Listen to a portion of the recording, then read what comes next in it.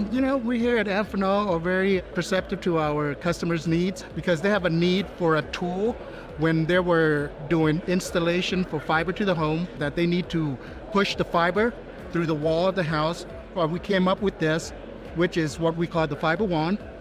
This was a collaboration between one of our major MSO and us.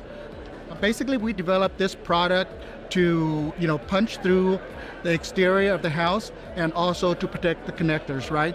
First thing you would do is here, put the fiber, connect it on here, close it tight.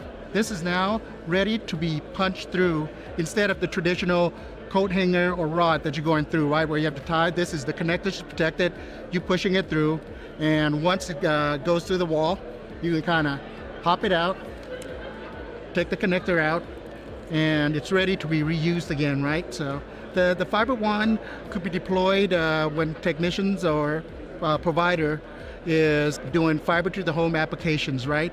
Because everybody needs to push drop. If it's a single family unit, you will push the fiber through, and then once the fiber is through, you will connect the fiber to a switch that's within either the business or the family single family unit.